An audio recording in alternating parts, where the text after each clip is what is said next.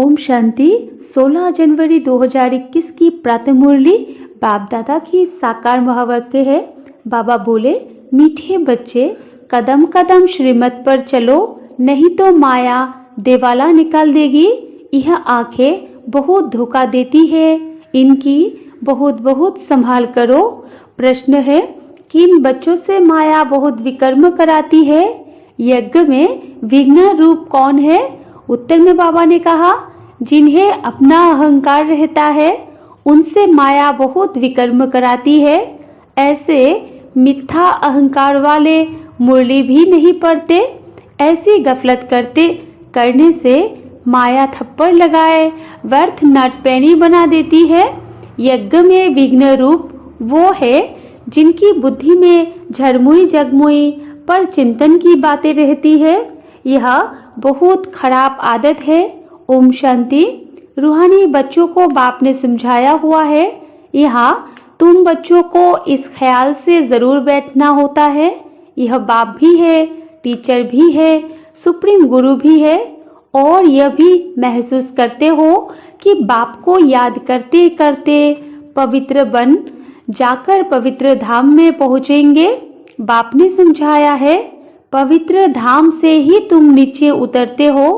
पहले तुम सतो प्रधान थे, फिर सतो रजो तमो में आए। अभी तुम समझते हो हम नीचे गिरे हुए हैं। भल तुम संगम योग पर हो, परंतु ज्ञान से तुम यह जानते हो हमने किनारा कर लिया है। फिर अगर हम शिव बाबा की याद में रहते हैं तो शिवालय दूर नहीं। शिव बाबा को याद ही नहीं करते तो शिवालय बहुत दूर है। सजाएं खानी पड़ती है ना, तो बहुत दूर हो जाता है। तो बाप बच्चों को कोई जास्ती तकलीफ नहीं देते हैं। एक तो बार बार कहते हैं मनसा वाचा कर्मणा पवित्र बनना है। यह आंखें भी बड़ा धोखा देती है, बहुत संभाल कर चलना होता है।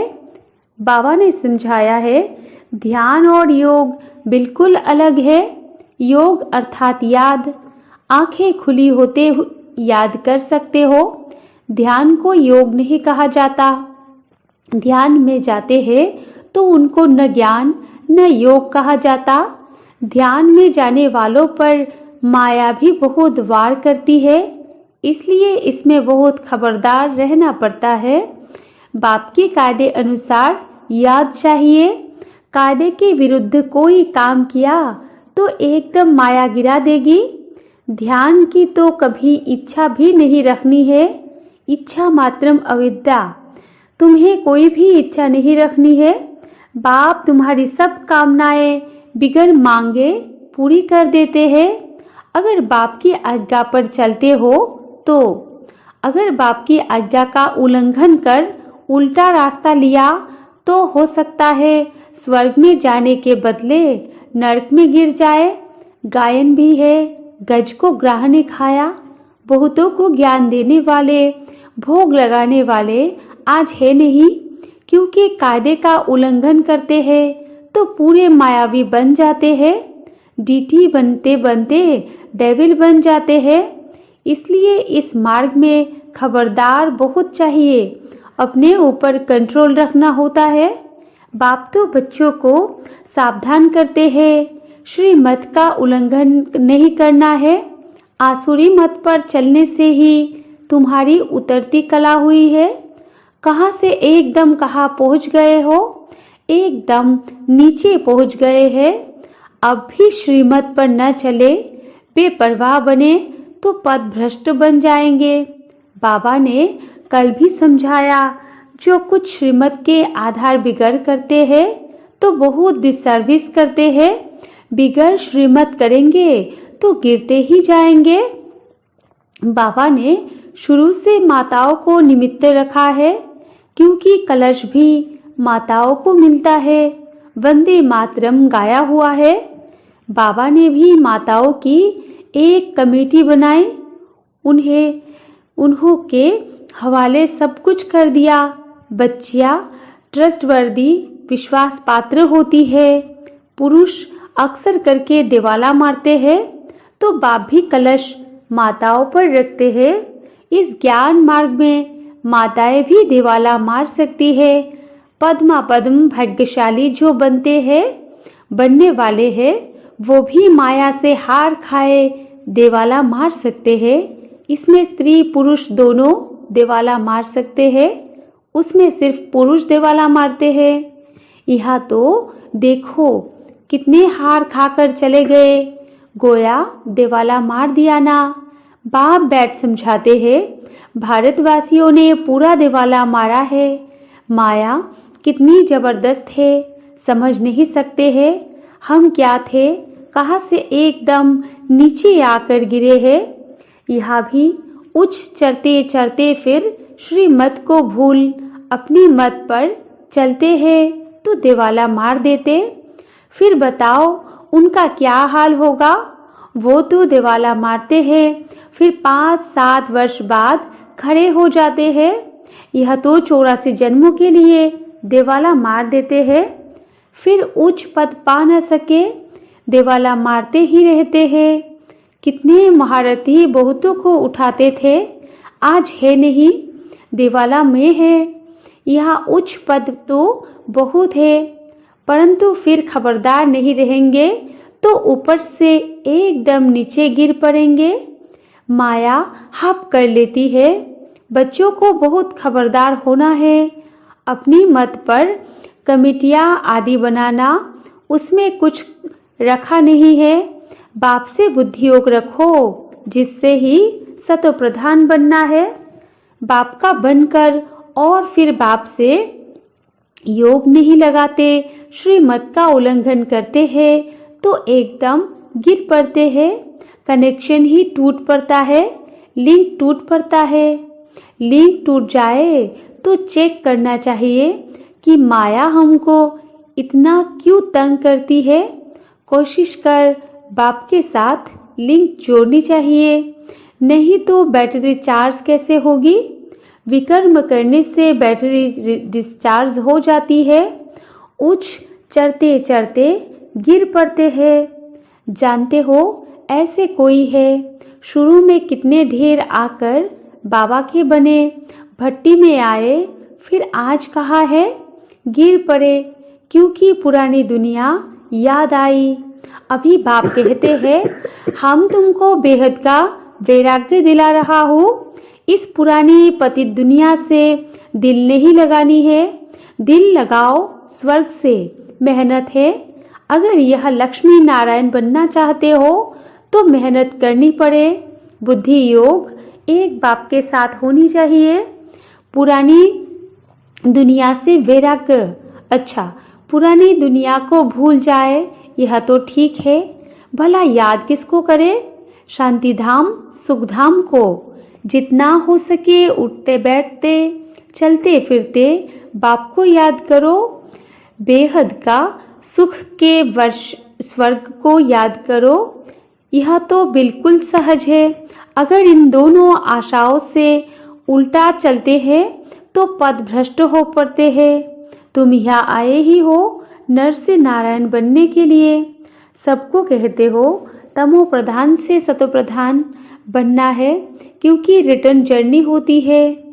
वर्ल्ड की हिस्ट्री ज्योग्राफी रिपीट, माना नर्क से स्वर्ग, फिर स्वर्ग से नर्क, यह चक्र फिरता ही रहता है।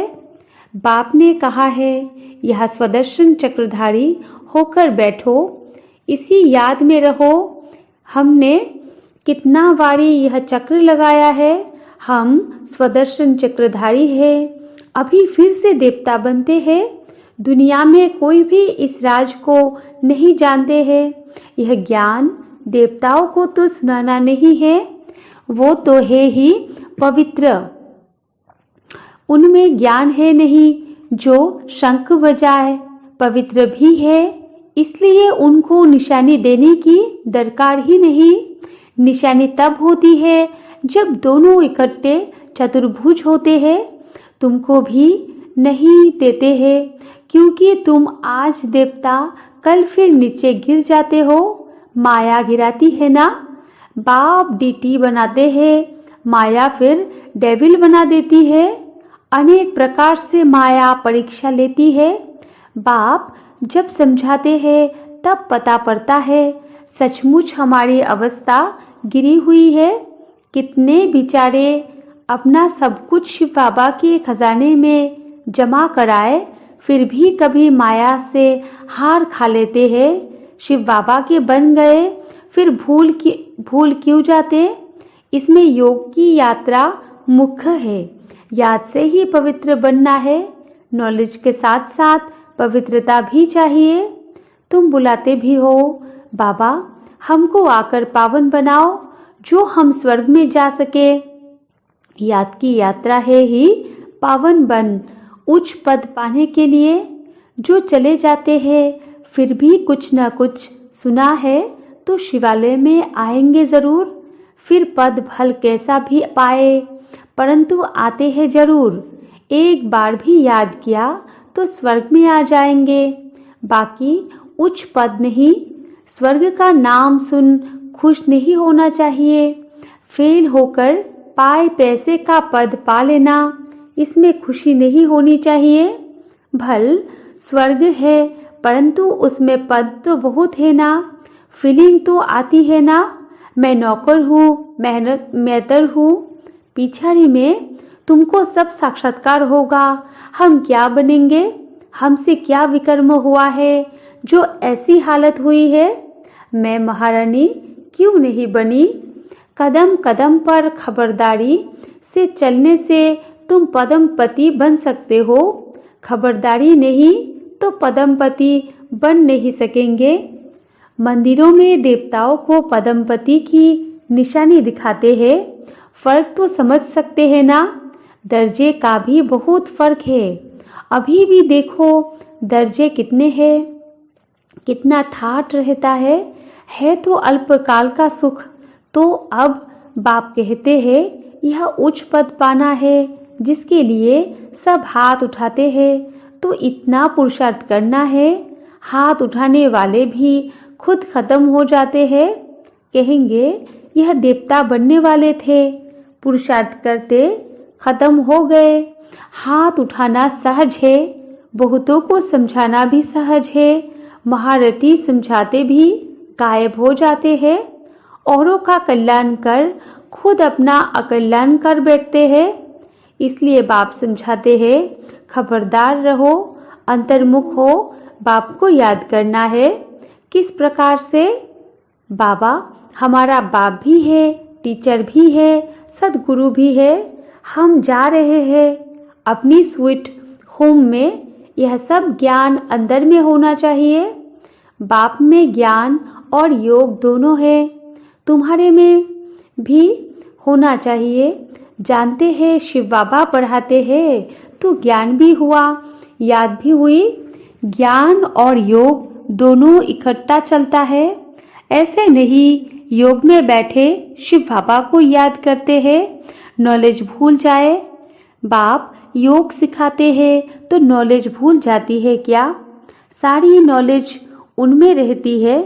तुम बच्चों में यह नॉलेज होनी चाहिए, पढ़ना चाहिए। जैसे कर्म मैं करूँगा, मुझे देख और भी करेंगे।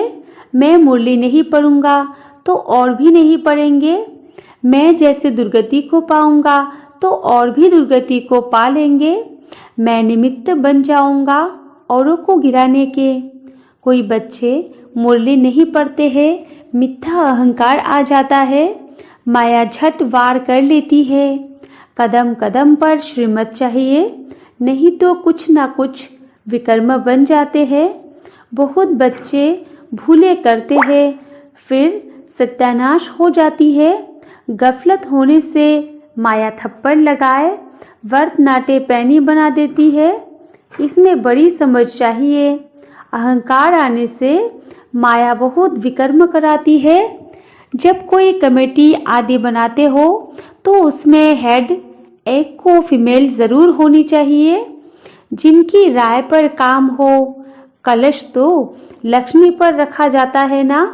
गायन भी है, अमृत पिलाती थी तो असुर भी बैठ पीते थे। फिर कहा यज्ञ में विघ्न डालते हैं। अनेक प्रकार के विघ्न डालने वाले हैं। सारा दिन बुद्धि में झरमुई जगमुई की बातें रहती है।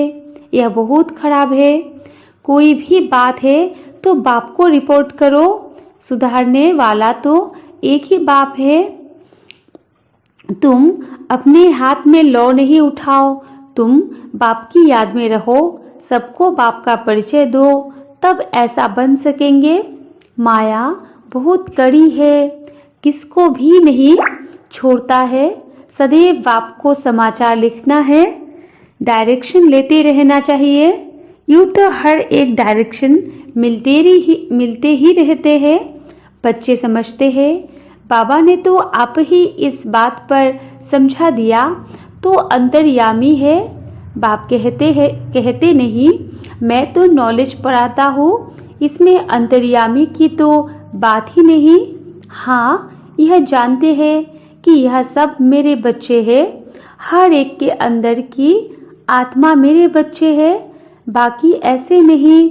बाप सब में विराजमान है। मनुष्य उल्टा समझ लेते हैं। बाप कहते हैं, मैं जानता हूँ सबके तख्त पर आत्मा विराजमान है। यह तो कितनी सहज बात है, फिर भी भूलकर परमात्मा सर्वव्यापी कह देते हैं। यह है एकज भूल, जिस कारण ही इतना नीचे गिरे हैं। विश्व का मालिक बनाने वाले को तुम गाली देते हो। इसलिए बाप कहते हैं, यदा यदा ही बाप यहाँ आते हैं तो बच्चों को अच्छी रीति विचार सागर मंथन करना है। नॉलेज पर बहुत बहुत मंथन करना चाहिए, टाइम देना चाहिए, तब तुम अपना कल्याण कर सकेंगे। इसमें पैसा आदि की भी बात नहीं। भूख तो कोई मर नहीं सके।